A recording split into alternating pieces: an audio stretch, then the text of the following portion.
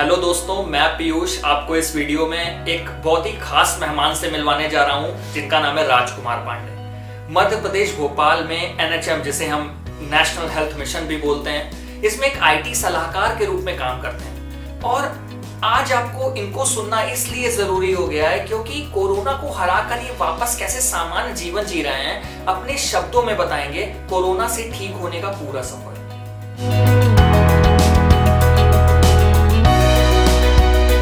राजकुमार जी, आपको ये कब पता चला कि आप कोरोना से ग्रसित हैं? अपनी किसी ट्रैवल हिस्ट्री के कारण आप अपने खुद से जांच कराने गए थे या कोई अन्य कारण? सबसे पहले तो मैं आपको ये बताना चाहूँगा कि मेरी कोई ट्रैवल हिस्ट्री नहीं थी और मैं एनएचएम में कार्यरत था, जिसके कारण डीएचएस में मुझे अधिकतर मीटिंग पे जाना पड़ता था। जब मैंने देखा कि मेरे अधिकारी कोविड में पॉजिटिव आए हैं, तो सबसे पहले मेरे दिमाग में यही आया कि अगर मैं समय रहते इसका टेस्ट करवा लूँ तो अननेसेसरी टेंशन और समस्याओं से मैं बच सकता हूँ। अविलंब करते हुए मैं तुरंत 4 तारीख को घर में ही था, अपने आप को आइसोलेट किया और सुबह मॉर्निंग में मैं सबसे पहले एम्स गया और अपना टेस्ट करवाया। क्योंकि एम्स में सबसे पहले स्टे किया जाता है और एक दिन स्टे करने के बाद ही वो रिपोर्ट्स मिलती है, तो मैं 5 तारीख को एम्स में एडमिट हो गया और जब 6 को मेरी रिपोर्ट 12 बजे के लगभग आई तो मुझे पता चल गया कि मैं कोविड पॉजिटिव हूँ। और जैसे ही मुझे कोविड पॉजिटिव निकला तो फिर मुझे एम्स में ही एडमिट कर लिया गया।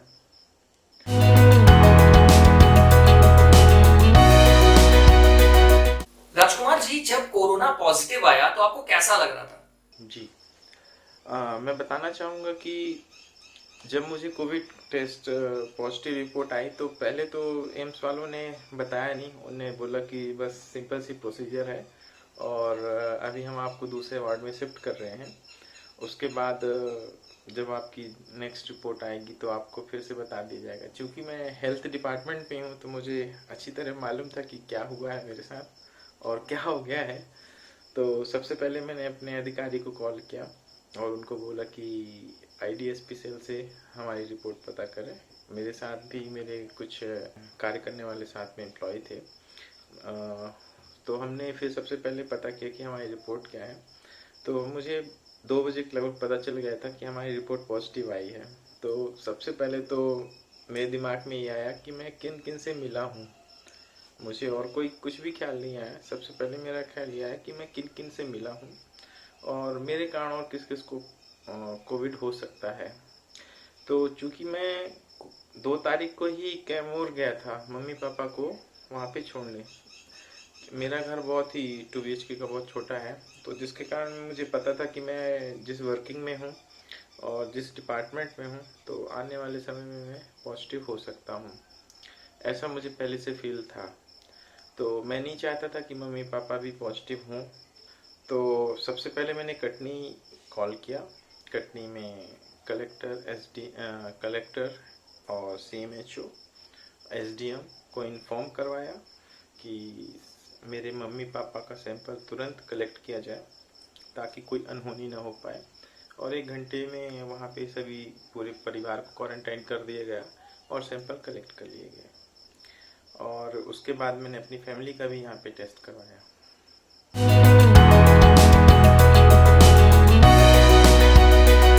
ऐसा देखा जाता है कि जैसे ही किसी को कोरोना पॉजिटिव होता है तो आस पड़ोस में लोगों का व्यवहार चेंज हो जाता है आपको लेकर। इसको लेकर आपका अनुभव कैसा था? जी, आपका कहना बिल्कुल सही है कि जैसे मेरी कॉलोनी में और लोगों को पता चला कि मैं कोविड पॉजिटिव हूँ तो लोगों का बिहेवियर चेंज हो गया। और मुझे ऐसा लगता है कि इनमें उनकी गलती नहीं है, क्योंकि आज के समय में मीडिया इतना स्ट्रांग हो गया है और ऐसी ऐसी बातें कर रहा है कि लोगों को बहुत ज़्यादा भय इस बीमारी के लिए है। तो सबसे पहले मेरी कॉलोनी से मेरे लिए कॉल आने लगे, मैसेज करने लगे कि क्या हुआ क्या हुआ क्या हुआ। कुछ लोगों ने अपने आप को आइसोलेट कर लिया कि हम भी उनसे मिले थे, हम भी मिले थे। पर मुझे प्रोटोकॉल पता है कि जब किसी से कम्युनिकेट करना था तो क्या दूरियां बनानी है और क्या क्या सावधानी बरतनी है।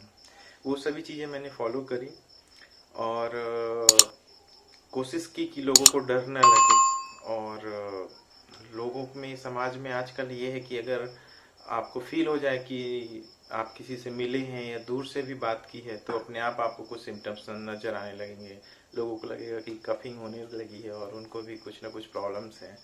तो वो दौर पे भी मैंने लोगों को देखा कि लोगों का बिहेवियर चेंज हुआ और कहीं ना कहीं उनको जानकारी का अभाव था जिसके कारण वो ऐसा रिएक्ट कर रहे थे। पर वो उस समय पे मैंने ये नहीं सोचा कि कौन क्या मेरे बारे में सोचेगा और किसको क्या प्रॉब्लम्स होगी मेरे कारण। मैंने सिर्फ हिस्ट्री देखी और ये देखा कि मैं किन किन लोगों से मिला हूँ और उसका एक व्हाट्सएप भी सेंड किया, लोगों को बताया कि सब इतने लोगों का टेस्ट लेना है। और जितना हो सका मैंने लोगों को बताया कि नहीं आप डरे नहीं, मैंने आपसे दूरी बना के रखी थी और कोरोना होने के ये लक्षण हैं और ये चीज़ें होती हैं। तो वो एक्सपीरियंस भी बहुत अच्छा था कि समय आने पे लोगों का रिएक्शन क्या होता है और कितना वो डर जाते हैं। पर हमें कोशिश करनी है कि लोग डरे नहीं, समझाएं। और नॉर्मल सा अगर किसी को कफ होता है तो थोड़ा सा वेट करना चाहिए कि 2-3 दिन हम देख लें। अगर फीवर भी आता है उसके साथ तो हमें तुरंत फिर डॉक्टरी सलाह लेनी चाहिए।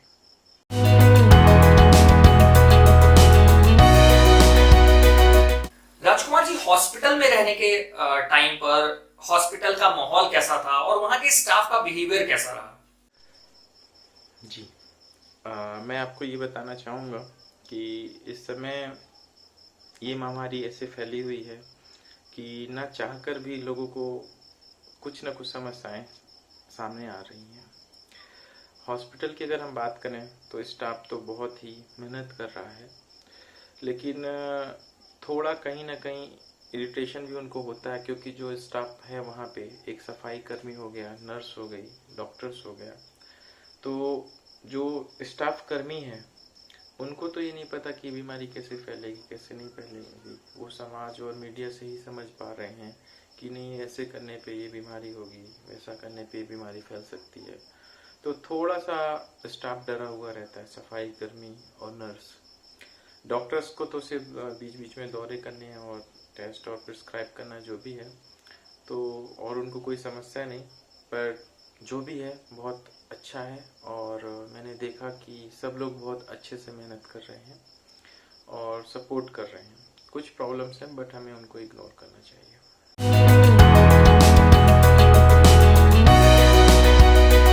चलते हैं अगले प्रश्न की ओर। और जैसा कि हम सभी जानते हैं कि कोरोना का कोई इलाज नहीं है और सरकार भी इसको लेकर कोई बहुत सख्त कदम नहीं उठा रही है, तो आपने इस दौरान अपने आप को कैसे मोटिवेट किया? जी, जब मुझे पता चला कि पता क्या, मुझे तो पहले से ही पता था कि और ऑलमोस्ट सभी को पता है कि कोरोना का अभी इलाज ऐसा है नहीं, ऐसा गवर्नमेंट कहती है। पर मैं आपको इस वीडियो के माध्यम से ये बताना चाहूँगा कि कोरोना का इलाज हमारे अंदर है। हमें मीडिया से ज़्यादा अपनी बात सुननी चाहिए, हमें अपना इम्यून सिस्टम कैसे बढ़ाना है। मुझे ऐसा लगता है कोरोना से जान नहीं जा रही है, हमारे शरीर की कहीं ना कहीं कुछ कमी है जिसके कारण ये डेथ हो रही है। मीडिया को ये बताना चाहिए कि ठीक है इसका इलाज नहीं है, सावधानी बरतनी है, पर ये चीज़ें हैं जिसको हमको डेली बेस पे फॉलो करना चाहिए। सपोज अगर मेरा इम्यून सिस्टम अच्छा है तो मुझे कोई भी बीमारी पता नहीं चलेगी। और अभी तक इस वायरस का अगर एनालिसिस करें और डेटा भी देखें तो मुझे नहीं लगता कि ये वायरस इतना ज़्यादा स्ट्रॉन्ग है और ख़ास तौर पे हमारे इंडियंस के ऊपर ये इतना ज़्यादा इफ़ेक्टिव है और बिल्कुल नॉर्मल सा ही है। तो हमें इतना ध्यान नहीं देना चाहिए। और जब हमें पता चलता है कि हम कोविड पॉजिटिव हो गए हैं तो ये इम्पोर्टेंट नहीं रहता कि इलाज है कि नहीं, ये इम्पोर्टेंट ये है कि हमें जल्दी ठीक होके जाना है। तो हमें सारी सोच जो है इस बात पे लगानी चाहिए कि बस 14 दिन हमें रुकना है और 14 दिन के बाद जाना है। और दूसरी चीज़ें कुछ भी हमें नहीं सोचनी चाहिए, बस इतना मैं कहना चाहूँगा।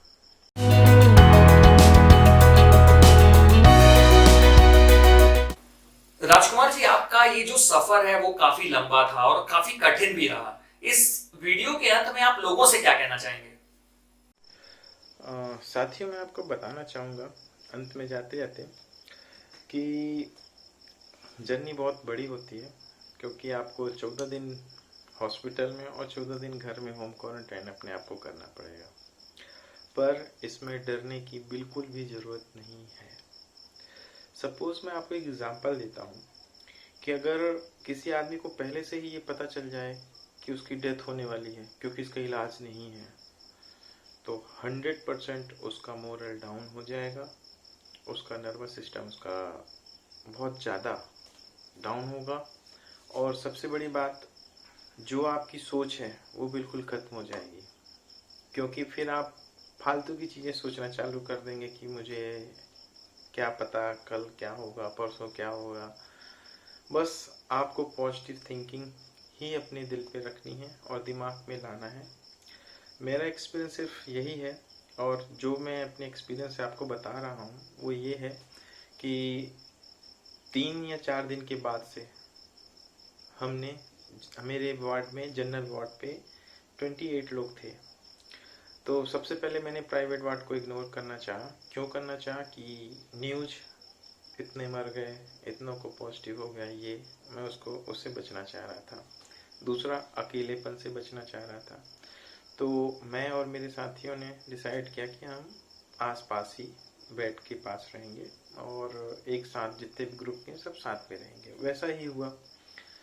3 दिन बाद से हम लोगों ने डेली इवनिंग में डांस करना भी स्टार्ट कर दिया। बहुत अच्छे गाने प्ले करते थे, एक दूसरे से हंसी मजाक करते थे, और हमें पता भी नहीं चला कि 14 दिन कैसे निकल गए।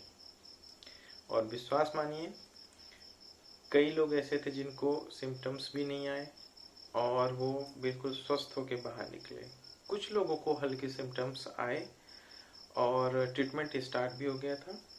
ट्रीटमेंट का मतलब ये नहीं है कि वो बहुत सारी आपको दवाइयाँ या फिर कुछ ऐसा हॉस्पिटल की तरफ से होने वाला है जिसमें आप अभी से सोचने लगे क्या ट्रीटमेंट है क्या नहीं। एक्चुअली अगर हम कोरोना वायरस की बात करें तो कोरोना वायरस क्या कि इसकी लाइफ अभी तक जो है 14 दिन की है किसी मानव शरीर के अंदर। तो 1 से लेके 14 दिन के अंदर अंदर कभी भी सिम्टम्स आ सकते हैं। बेसिक सिम्टम्स हैं इसके। एक तो ये कि जैसे ठंड लगना, कपकपी आना, बुखार आना, जुखाम, गले में दर्द, खांसी, ये इनमें से कोई सा भी सिम्टम्स हो सकता है। ऐसा नहीं है कि सूखी खांसी, जुखाम, बुखार है तो आप कोविड पॉजिटिव हैं। मैं आपको बताना चाहूँगा कि मैक्सिमम लोगों को सिम्टम्स नहीं आ रहे हैं, फिर भी वो पॉजिटिव निकल रहे हैं। और इसका ट्रीटमेंट जैसे ही स्टार्ट हो जाता है तो बीच में करीब 8-9 दिन बाद हल्के फुल्के सिम्टम्स देखने को मिलेंगे कि हल्की खांसी या स्वाद का महसूस ना होना, खुशबू का पता न चलना। तो ये बिल्कुल नॉर्मल सी चीज़ें हैं जो पता भी नहीं चलता और निकल जाता है। तो ओवरऑल मेरा एक्सपीरियंस बहुत अच्छा था।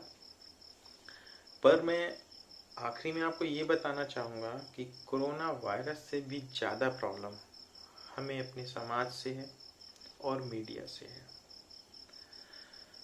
जब ये समय हमें पता है कि इस वायरस का कोई इलाज नहीं है, तो ये चीज़ें हमें सबको बताने की ज़रूरत नहीं होनी चाहिए। सपोज अगर मुझे खांसी आ रही है तो मुझे खांसी का सिरप मिलेगा और नॉर्मल सी चीज़ है, सबको जुकाम, खांसी, बुखार होता है। पर किसी भी पेशेंट को ये नहीं बता दिया जाता कि अब तो इसका इलाज ही नहीं है इस बीमारी का। अगर इस बीमारी का इलाज नहीं है तो फिर क्या? तो मैं तो आपको सिर्फ एक ही चीज़ कहना चाहूँगा, खूब खाओ, जितना खा सकते हो खाओ और स्वस्थ रहो। आपका अगर इम्यून सिस्टम बेस्ट है तो आपको किसी भी मेडिसिन की ज़रूरत नहीं है। ठीक है। एज वाइज अगर हम देखें तो 65 के बाद बॉडी का इम्यून सिस्टम कम हो जाता है और बॉडी भी हमारा साथ देना कम कर देती है, तो उनको विशेष ट्रीटमेंट की आवश्यकता होती है, जैसे कि ऑक्सीजन और भगवान न करे किसी को अगर ज़रूरत पड़ी तो वेंटिलेटर की ज़रूरत पड़ जाती है। पर आपको और हमें बिल्कुल भी घबराने की ज़रूरत नहीं है। अगर किसी को कोविड पॉजिटिव हो भी जाता है तो गुनगुना पानी कम से कम 3 लीटर पर डे पीना है। उसके बाद सिर्फ और सिर्फ खाना है, मल्टीविटामिन्स खाना। जो आपको अच्छा लगे वो खाइए, जो आपको अच्छा लगे। और इसके अलावा मैं आपसे कुछ भी नहीं कहना चाहूँगा। स्वस्थ रहें, खुश रहें और हम 100% इस बीमारी को दूर करेंगे और आने वाले समय में हमें आदत भी हो जाएगी इसके साथ रहने की, इसलिए घबराने की ज़रूरत नहीं है। एकदम स्वस्थ रहें, खूब खाएं, स्वस्थ रहें। थैंक यू, नमस्कार। बहुत बहुत धन्यवाद राजकुमार जी हमसे जुड़ने के लिए और हमारे दर्शकों को अपना अनुभव शेयर करने के लिए।